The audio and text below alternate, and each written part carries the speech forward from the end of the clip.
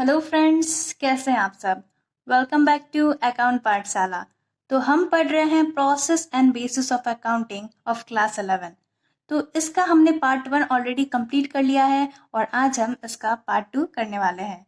अगर आप लोगों ने पार्ट 1 का वीडियो नहीं देखा तो लिंक डिस्क्रिप्शन में है, आप लोग उसे ज़रूर देख लें। तो चलिए शुरू करते हैं आज की क्लास। तो आज हम पढ़ने वाले हैं basis of accounting. Accounting process mainly दो बेसिस पे होते हैं, एक कैश बेसिस ऑफ अकाउंटिंग और दूसरा एक्यूरियल बेसिस ऑफ अकाउंटिंग। तो सबसे पहले हम बात करेंगे कैश बेसिस ऑफ अकाउंटिंग के बारे में। तो कैश बेसिस ऑफ अकाउंटिंग क्या है? ये एक ऐसा सिस्टम है जिसमें रेवेन्यू और एक्सपेंसेस रिकॉग्नाइज तब होते हैं, रिकॉर्ड तब होते हैं जब वो एक्चुअल में रिसीव होते हैं कैश में या पे होते हैं कैश में। वो कब के हैं उससे मैटर नहीं कर रहा, वो अमाउंट रिसीव आपको कब हो रहा है वो उसी डेट में रिकॉर्ड किए जाते हैं। और कोई भी एंट्री नहीं की जाती है जब तक कि पेमेंट ना मिले। तो फॉर एग्जांपल, अगर आपने कोई ट्रांजैक्शन किया दिसंबर में लेकिन आपको पेमेंट उस टाइम नहीं मिला, वैसे तो वो ट्रांजैक्शन दिसंबर का हुआ, डीलिंग दिसंबर में हुई है, लेकिन अगर आपने पेमेंट नहीं किया तो आप उस मंथ में उसकी एंट्री नहीं करेंगे। आपको उसका पेमेंट मिल रहा है मार्च में, नेक्स्ट ईयर के मार्च में, तो आप तभी उसको रिकॉर्ड करोगे। तो ये है हमारा कैश बेसिस ऑफ अकाउंटिंग। चलिए पढ़ते हैं इसकी definition. It is a system of accounting in which revenue and expenses are recognised and recorded when they are received और पेड इन कैश। तो जब तक डेफिनेशन से वर्ड से क्लियर है कि कैश बेसिस मीन्स जब तक बात कैश में होती नहीं है, मतलब कैश में रिसीविंग या कैश में पेमेंट नहीं हो रहा, तब तक हम उसे रिकॉर्ड या रिकॉग्नाइज नहीं करते। हम तभी रिकॉग्नाइज करेंगे जब हम कैश में पेमेंट रिसीव कर रहे हो या पेमेंट कर रहे हो। No entry is made when a payment received is merely due. जब तक ड्यू है यानी वो क्लियर नहीं हुआ है, पैसे नहीं दिए गए हैं, पैसे नहीं लिए गए हैं ट्रांजैक्शन के, तब तक किसी भी तरह की एंट्री नहीं होती है। तो ये सिस्टम जो हमारा है वो सिंपल तो है अडॉप्ट करने में, क्योंकि इसमें एडजस्टमेंट नहीं करने होते। मीन्स सिंपली जब पैसा आया आप उसको तभी रिकॉर्ड करो, है ना। बट इससे क्या होता है, इसमें कुछ प्रॉब्लम्स भी हैं। जैसे कि वो क्या हो जाता है कि आपको true and fair financial position नहीं बता पाता, क्योंकि ट्रांजैक्शन कभी और की है, आपको पैसे कब मिल रहा है आप उसे तभी रिकॉर्ड कर रहे हो, वो उस रेवेन्यू उस टाइम का तो नहीं है, वो तो पहले का है। तो इस कारण से ये ट्रू एंड फेयर नहीं हो पाता और इसे कंपनी एक्ट भी रिकॉग्नाइज नहीं करती। बट इसमें फायदा उसी इंस्टीट्यूशंस में है, उसी बिजनेस में है जहाँ पे मोस्टली काम कैश बेसिस पे होती है। तो उसके लिए ठीक है कि चलो क्रेडिट में जहाँ काम नहीं हो रहा कि हमने आज ट्रांजेक्शन किया और हमें आज ही पैसे कैश में ले लिए या दे दिए, तो उसके लिए ये सही है। बट यूजुअली देखा जाए तो ये बहुत अच्छा सिस्टम नहीं माना गया है। अब हम दूसरे सिस्टम की बात करते हैं, एक्यूरियल बेसिस ऑफ अकाउंटिंग की।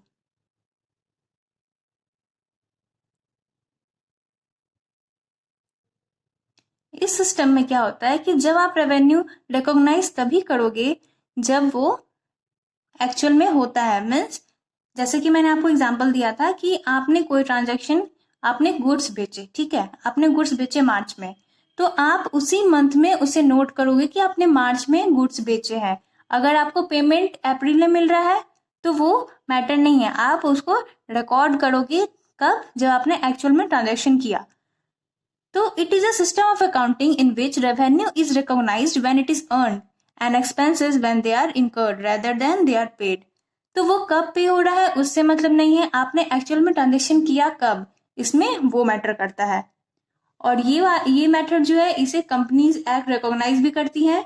और फिर इसमें ट्रू एंड फेयर आपको फिगर प्रेजेंट होता है, क्योंकि एक्चुअल में आपने किस मंथ का ये प्रॉफिट है, किस मंथ का लॉस है, वो एक्चुअल में आपको पता चलता है। बट इसकी डिसएडवांटेज क्या है कि ये कैश बेसिस अकाउंटिंग की तरह उतना सिंपल नहीं है और ये जो है ना पर्सनल जजमेंट पे बेस्ड भी होता है। और इसमें कई बार कैश फ्लो जो है उसमें एक्चुअल फेलियर हो जाता है डिस्क्लोज करने में। ठीक है, तो ये हो गए इसके कुछ एडवांटेजेस और डिसएडवांटेजेस। अब हम बात करते हैं नेक्स्ट टॉपिक की। चलिए, इससे पहले कि हम नेक्स्ट टॉपिक को पढ़ें, आप इसका स्क्रीनशॉट ले सकते हो और इसका नोट्स बना लो। और एक चीज जो इम्पोर्टेंट है कि एक्यूरल बेसिस ऑफ अकाउंटिंग को हम क्या कहते हैं, accounting basis of mercantile basis of accounting भी इसे कहा जाता है। तो ये चीज भी आपको याद रखनी है। तो चलिए मूव करते हैं नेक्स्ट पार्ट में, सिस्टम्स ऑफ अकाउंटिंग। अब अकाउंटिंग के दो सिस्टम्स होते हैं, एक डबल एंट्री सिस्टम और दूसरा होता है सिंगल एंट्री सिस्टम। अब ये डबल एंट्री सिस्टम क्या है और सिंगल एंट्री सिस्टम क्या है? वर्ड से क्लियर है कि डबल मीन्स यहाँ दो चीजों की डुअल एक्सपेक्ट की बात हो रही होगी, और सिंगल एंट्री मीन्स क्या, जहाँ पे सिंगल एंट्री हो रही होगी। तो चलिए इसे हम डिटेल में थोड़ा पढ़ लेते हैं। Double entry system, it is based on principle of dual expect. हमने प्रिंसिपल वाला चैप्टर भी पढ़ा था ना, जिसपे हम बात कर रहे हैं डुअल एक्सपेक्ट की। Means which states that every transaction has two effects. Means कोई भी आप ट्रांजेक्शन करते हो तो उसका दो इफेक्ट होता है।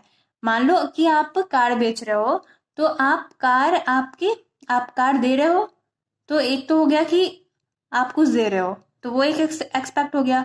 और आप कार बेचोगे तो आपको उसके बदले में कुछ आएगा भी, तो उसके बदले में आपको पैसे मिल रहे हैं, कैश मिल रहा है। तो ये हो गया हमारा दूसरा एक्सपेक्ट। मीन्स कार जा रहा है और क्या हो रहा है, कैश आ रहा है। तो इसी तरह किसी भी ट्रांजेक्शन के दो एक्सपेक्ट होते हैं, एक गिविंग का और एक रिसीविंग का।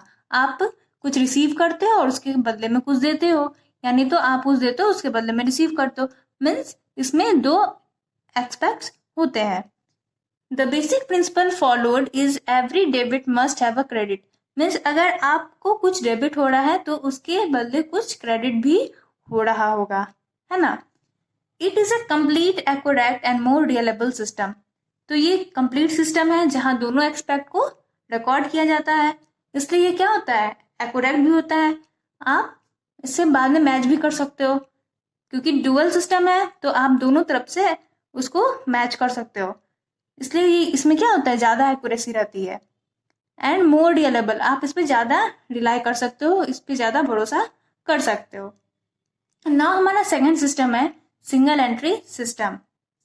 It is not a complete system of maintaining records of financial transaction. ये क्या है, कंप्लीट सिस्टम नहीं है। क्यों? क्योंकि इसमें दोनों एक्सपेक्ट हमेशा रिकॉर्ड नहीं किए जा सकते। For some transaction only one aspect is recorded and for other both the aspects are recorded. तो इसमें जरूरी नहीं है कि हर ट्रांजैक्शन के दोनों एक्सपेक्ट्स को रिकॉर्ड किया जाए। किसी में एक ही एक्सपेक्ट रिकॉर्ड किया जाता है तो किसी में दोनों एक्सपेक्ट्स रिकॉर्ड किए जाते हैं। तो ये क्या कहलाता है, ये एक इनकम्प्लीट अनसिस्टमैटिक सिस्टम है, इसलिए हम इसमें ज्यादा रिलाई नहीं कर सकते, इस पर ज्यादा भरोसा नहीं कर सकते। तो ये सिंगल एंट्री सिस्टम वही यूज हो सकता है जहाँ पे स्मॉल इंटरप्राइज हो, छोटा सा शॉप हो। मान लीजिए बड़े बड़े कंपनीज में हम लोग सिंगल एंट्री सिस्टम का यूज नहीं कर सकते, उसमें डबल एंट्री सिस्टम का ही यूज होता है। तो डबल एंट्री सिस्टम तो आप स्मॉल और लार्ज दोनों ऑर्गेनाइजेशन में अप्लाई कर सकते हो, बट सिंगल एंट्री सिस्टम सिर्फ स्मॉल इंटरप्राइजेस में ही यूज हो सकता है। डबल एंट्री सिस्टम की तरह लार्ज इंटरप्राइजेस में इसका यूज बिल्कुल नहीं कर सकते हम। तो ज्यादा अच्छा सिस्टम क्या होता है हमारा, डबल एंट्री सिस्टम। उम्मीद करती हूँ आपको आज की क्लास समझ में आई होगी। अगर आपको हमारा कंसेप्ट अच्छा लग रहा है तो आप प्लीज वीडियो को लाइक करें, शेयर करें और चैनल को सब्सक्राइब करना ना भूलें। तो आप इसकी नोट्स बना लें और अब मिलते हैं हम न्यू वीडियो में एक न्यू चैप्टर के साथ। Thank you.